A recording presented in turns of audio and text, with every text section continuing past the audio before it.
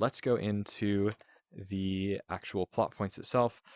These, I have 8 sections here, so 4 panels divided into 2 pieces each. There's actually 3 there because I have the one on the wall. So the 9th piece is the resolution. And these are kind of based off of Derek Murphy's 8-point plot doc. He is at Creative Indie. I think it's creativeindie.com. That's indie, like independent developer, independent artist, whatever. I'm just going to do the 8 points here, and then like on paper, I'm going to expand into into the 24-point thing, because these are the key 8 beats for a story, and I'm just kind of going to go with this and see what develops when I actually start writing scenes for it. So this is kind of like a snowflake outline, in a way, where I start vague and then I can go into more detail later on. First part. This is part 1. It's out of the part 1 of 9. The initial lack. You have to show that there's some kind of day-to-day whatever that's going on, the day-to-day life, but there's something that's missing from it. So I need to introduce the speakeasy, where they have the whole jazz band that's there. The protagonists are part of a jazz band, so that's what I mean by there. They run a host club, and then I get to talk about some psychology there about people being lonely, people not having families. Population is declining, because there are less families, and also the population is aging. That's something else to point out there. A lot of people feel aimless, and that like there's no sense of purpose outside. And then purpose is now consumerism. That should be a big theme here. I should put that up there. And if I were doing this in the documents, that's how I'd have it. And also talking through things helps you to develop stuff further. So this is just a setup intro. There's these emotional lacks. There's a lack of affection out there as well. That's like a key thing. People are at the host club. They are there to get a simulation of female affection from the robots that are programmed to be very social and have different personalities. The person who programs them is Zin, and he's trying to break that G100 thing. He's trying to make a smart robot. But the one that is his magnum opus thus far is Syrah. And so that's what that name is. So the second part is opportunity knocks. I am kind of changing the names to make them make sense for like the different parts of it from what Derek Murphy has. This makes more sense to me than like the first battle, the first pinch point. This is more descriptive, and it clicks with me a bit better. So the first part is showing an initial lack in day-to-day life, and there's an initial lack in it. And then some opportunity knocks that upsets the flow. Syrah, who's one of the hostesses, she's being prepared to give a demonstration of her knowledge, and to engage in a debate about robot marriage, because there is a debate on whether or not robots should be allowed to get married or not. That should say bot, not bat. I apologize. And so there's going to be some conversations going on, demonstrating her capability at rational thought. I should have this invitation goes up before that. They're invited by Ogden. They're invited by the big CEO guy to come to this gala where he's running a fundraiser, and he really needs something to bring people in to have interest in this fundraiser, because he's doing like political campaigning and all this. It's a hot topic kind of thing, and robot marriage is a hot topic kind of thing.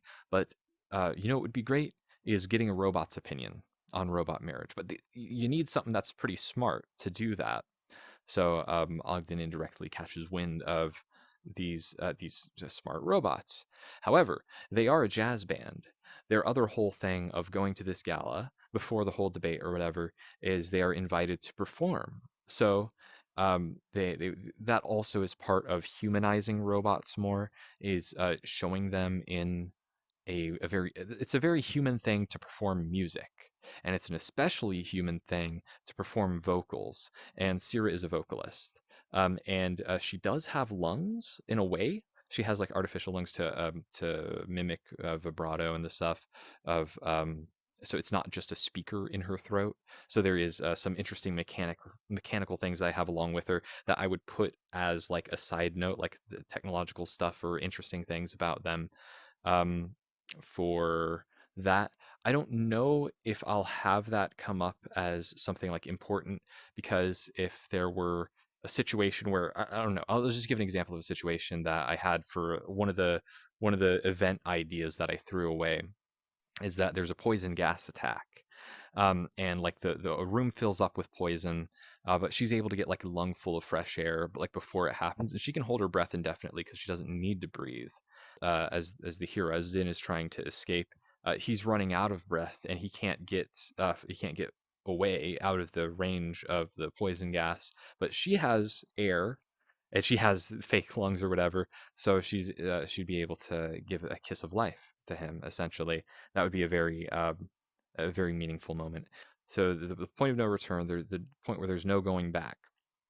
So I wanted to have this as a marionette murder. That I like that idea, because that's kind of what's happening here. Is it's a doll that is it's an android that's being ordered to do this shooting.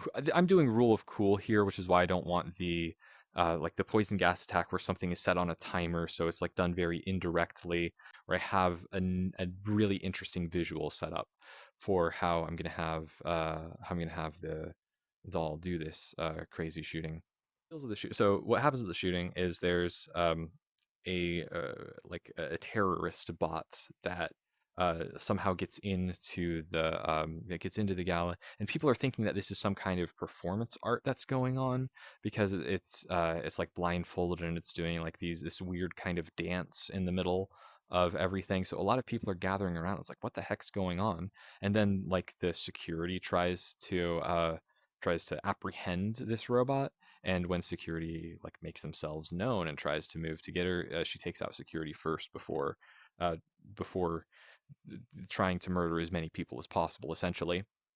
And Syrah has a gun in each arm, that is like it's like a harpoon gun. It's like a spear, essentially. That is it's diversion of the pneumatic system that uses the articulate, like the way that I have like little technical details of how do they move their arms and stuff, and how could that be used to like make a pressure chamber, essentially, like high pressure air, to have like a clandestine, no gunpowder needed, like spear gun out of her forearm. But so basically, she has like a spear gun out of her forearm, where she's able to destroy the shooter with this hidden spear gun thing. But she's not supposed to have that. Syrah is not supposed to have this. But she made the right decision to stop the shooting, and she's a hero for it, essentially. But at the same time, a lot of people are like, oh my god, that thing has a spear that shot out of its wrist. That's illegal. One, you're not supposed to have weapons on androids, but this illegal android had weapons that was already killing a whole bunch of people. So we're really glad that even with just a spear gun, she made this shot to stop the mass killing. And so Ogden takes this opportunity to where they never get to do this like debate on stage about marriage. So Ogden gives them the opportunity to talk about android marriage should be legit, because, well, what would show that someone is willing to dedicate their life to someone than like sacrificing their life, essentially. And so so Ogden proposes that Syrah should be married um, to Zin, and that should be the first recognized couple of android and human. Where like, okay, we're absolutely going through with this, and we also need to calm people down about like this whole danger thing about um, androids with weapons, because a lot of people are worried about this, and there's an undertone of people being worried about militarization of robots, because you could like usher in a police state like overnight, with like mass production and mass like seizure of robots, and just give them weapons, and then you've automated the military, especially if they were competent with using those guns. But I want it to be a fake promise, because I want to set up, and this is a great thing that we like brainstormed in the moment when I had my friend that was here. We have a marriage like scene gets set up. Like they go to the church, and they're going to be married. Everything looks like they're going to make a big uh, a big difference. The whole thing gets crashed, and I could have it get crashed by like feds going in, or that's where I could have like the poison gas attack at the church. And so there's like a terrorist attack that occurs at the church, but within this, or like when they get back to the speakeasy or somewhere that's safe. In the meantime, Syrah is going to be captured. Zin's able to, the humans are able to escape. So the whole jazz band group, they're able to escape. Ogden escapes. A bunch of people die. Syrah gets captured, and well, she essentially dies. Fifth point is the hero does something proactive. This is the halfway point. This is where I introduce Trucy. This is the second attempt to it's not necessarily halfway through things, but it's halfway through like the plot points that are out there, because the speed at which these things go can like be faster or slower. Regardless, the proactive thing that the hero does. So a bad thing happened. Now he needs to like regain his strength somehow. So he's going to go on to version 2.0 of his attempt to break G100. And they're also going to speculate that like one of the reasons why stuff was crashed was because she broke G100, and Ogden doesn't want that. He wants to keep robots dumbed down, because otherwise they would be competition to his product, which is objectively inferior. So a couple things about Trucy.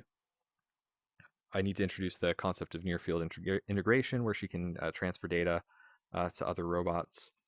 Basically having a multi-consciousness to her. That's how she learns faster. She's also interested in cybersecurity, and that's something that I'm going to be going into with. I have a couple of scenes already written for that, where she's very curious in her nature and everything, and she's also like very honest. And throughout this, and there's going to be this is like a lot of development for Trucy going through like conversations and classical debates about various like issues that are out there, and her like having a very innocent perspective because she does not have any preconceptions about culture, because she's a robot and she is just trying to understand the world around her in an honest way. And she's trying to figure out, okay, well, she's trying to figure out what is her purpose, what is the good life, and that is like the essential thing about their debates. How do you live well?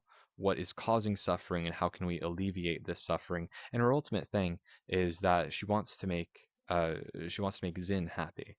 He does not explicitly program her to serve him. He programs her to choose. And she recognizes that because they have such a strong connection, because he is teaching her that she has an obligation to honor her mentor. She has an obligation to honor the person that's teaching her, and so she chooses of her own volition to try and make him happy. And she recognizes that Zin isn't happy. He's very worried and very prone to like being stressed out about little things and perfectionism, and he absolutely needs tenderness in his life, but he is not able to recognize that himself because he's autistic. And Trucy recognizes that, and that's a big, not just a romantic point, but a character development point of Trucy recognizing that Zin, who's autistic, needs to have affection and tenderness in his life, even though he can't really process that. He can come to terms with it when it's pointed out to it, but it's like a blind spot for him. And it's not just because he's autistic. It's just one aspect of this is a blind spot in his life, is he's not willing to admit that he needs affection in his life. And so her curiosity leads her to hack into Ogden's mainframe, and they find evidence of Syrah's brain being used. And Syrah was the one that was intelligent before, but got captured at the wedding when the wedding was crashed. And they are Trucy finds out that Syrah's brain was used to program basically militarized robots. So there's enough general intelligence in problem solving in order to militarize them. So part 6, and so that's going to be a big thing. Wait, I should finish this part up. Is Trucy hacks the mainframe, but she gets hacked back, and she almost dies. So she gets into a shutdown state when she gets too curious and goes in the mainframe. But she finds this questionable use of where there's like fragments of Syrah's brain that's in this like new update and stuff. Where I kind of want to put like the nefarious use is that there's a back door that allows like for an emergency, what would it be like a martial law goes on where all of the it, you can't really we don't really have a thing for it. Like if all of your every car was a smart car and had and could be requisitioned immediately by the government to turn against you or to be like used in the military. It's really really hard to conceptualize that. But it's like a backdoor for control, and that's based off of Syrah's brain. And because Trucy was made by Zin, and Zin has like there's like a fingerprint to his coding and to how he sets up neural nets. Trucy's able to kind of recognize this similarity to herself, to her own structure, and that's how she's able to trace that it's Syrah's brain, even though the evidence of like Syrah's previous backups is all destroyed and is all taken after Zin gets raided, after the party gets crashed, after the church gets crashed. Okay, part 6. The antagonist raises the stakes. So the antagonist gives a complete haymaker to the heroes. So easy for this. Speakeasy gets shut down. So the gun running ring that they're doing with the ghost guns with 3D printing, that gets tracked down. I might have something with like the Trucy, because Trucy got caught for the cybersecurity thing, that brings them to the speakeasy. They're shut down. Privately owned bots. I might have the whole thing with privately owned bots being illegal. That seems like a big sidecar to deal with. But I might have one or two of the. I might have like Mal get lost when the speakeasy gets shut down. But everyone else hides. They have to go into hiding, and they go outside of the city, where there's like an Amish community thing where they hide basically in a bunker that's a wine cellar. So they run a speakeasy, and one of the places that they source whiskey and wine from is basically an Amish community. I'm calling them Waxers because it's supposed to be Church of Waxahachie. It's supposed to be like the Amish community thing there without being Amish. Regardless, they are they have connections to them. The speakeasy has connections to them, so that's like their head for the hills scenario.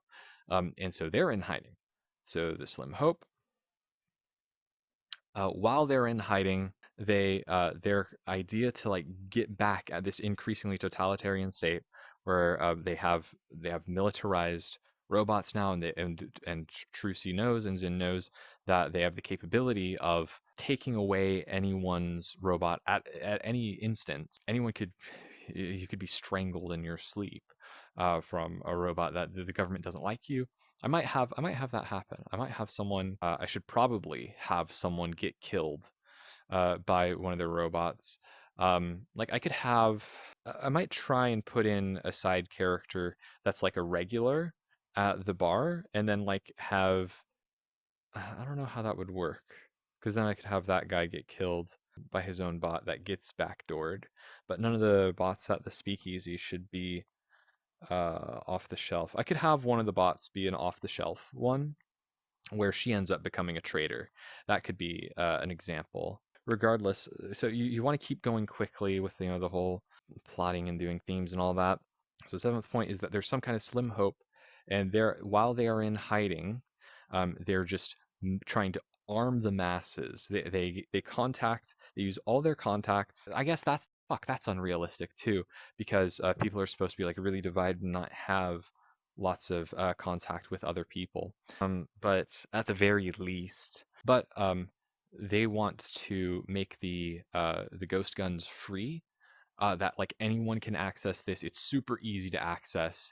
It gets like posted a whole bunch, and anyone that has access to a 3D printer would be able to have these guns. And this is at the same time that there's going to be some kind of like police no-knock raids going on. You're suspected that there's illegal modifications going on to your Android, so we're going to be taking it away. So like there's just complete police overreach, and then people are able to fight back. People are given the means to fight back when they couldn't before. So this would be like I don't really know how well this is going to work out. I might can change this later on, but just keep moving forward is a very important thing in this. Where I do want to make a reference to that, this like the French Revolution, except no revolution has ever succeeded that has come from the lower classes. No revolution without some kind of institutional support, no revolution has ever succeeded in any of history. Like you have short-term like slave rebellions that end up being like massacres in one way or another, but they are not. They do not like change the structure of society. As a retaliation for everything being like their gun running operation being shut down, well, they can't make money off of it anymore, but we can mess up the system by giving people the means to defend themselves against this increasingly totalitarian state. Big battle is that so there's an assault on the vineyard, and militarized androids are used to complete this assault. However, the back pocket thing, that when Trucy hacked into Ogden's mainframe, she planted a worm that she's able to activate when she is in near field contact to basically when she's in Wi-Fi range, Bluetooth range of these androids. She's able to take them over, and she makes them throw down their guns. She makes them. She doesn't kill people or whatever. She takes completely pacifist action. That's what she sees as the moral action at this point in time. She forces the robots to grow a conscience by sharing her own consciousness with the other robots, with the police bots, and she makes them say no. I don't know how I'm going to do the whole resolution for it. Is I want the military bots are like banned. Like they're no one is supposed to have this. It's exposed. It should be exposed that that Ogden set up the shooting in the first place. Like he was like you're not supposed to be able to break into the OS to allow androids to use weapons, and especially not guns. Well, he owns the OS, so he's able to set up this false flag. So that gets exposed in the whole resolving action thing.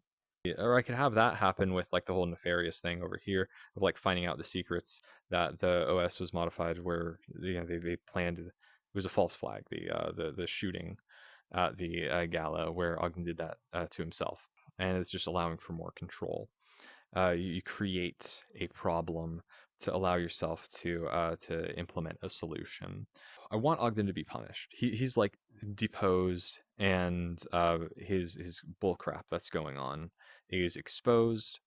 He does not have power anymore. There's no military androids.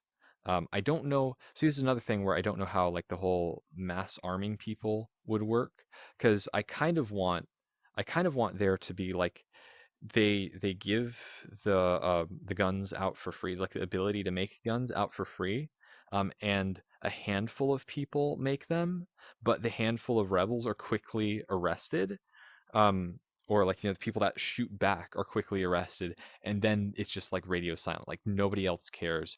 Everyone else has given up the will to fight back, where there is no revolution that occurs. There is no like counterattack that occurs, where people just don't have the willpower to fight back. There's nothing to fight for. I don't know how to resolve that. Like the big thing that I want to have, yeah, that'd make things complicated. I'll see how that develops. Just moving on, because we have the resolution where ultimately, even if Ogden gets thrown in jail for all his corruption crap being exposed, where he's like held responsible for the murders at the gala, and for trying and for stealing the data to allow for like police bots to have guns and allowing this whole thing to happen. Even if all of that is rolled back and taken under control, because Trucy now controls the mainframe for all the militarized bots and makes them pacifist. But none of this matters, because still all this time you were focused on this, but really you should have been focused on now we have normalized depopulation. So yes, you and Trucy might be like getting married or whatever the heck after this. This is a true heroic event, and people were willing to die for their androids when there's this police action that's going on, where there's the police going door to door, destroying androids. All this chaos that's happening with the seventh part there. So people are absolutely for android marriage now. Well, that was the goal all along, and now in a couple of generations, I mean, the population is going to be so minuscule because nobody is going to be pairing up with a human when they could have an android. And so that would set up for book two that you just played yourself being the thing there. I think that's enough content to do like a whole thing. And this was like a big lengthy walkthrough of the the whole process that I've gone through, and I have put a lot of time into it today, and I hope that this structure helps a whole lot. I'm going to write these down on paper and expand on the points a little bit more to kind of go scene by scene. If that looks like crisp or whatever, maybe I'll go over that. But I think you can understand from here how you would expand further on like scenes that need to happen.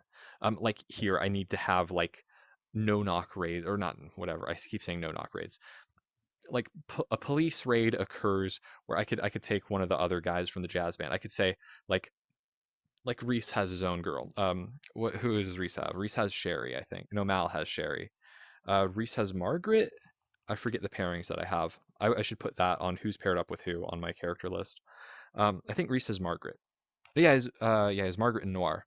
Um, so uh, Reese gets I could have like one of my characters, one of the other guys in the jazz band.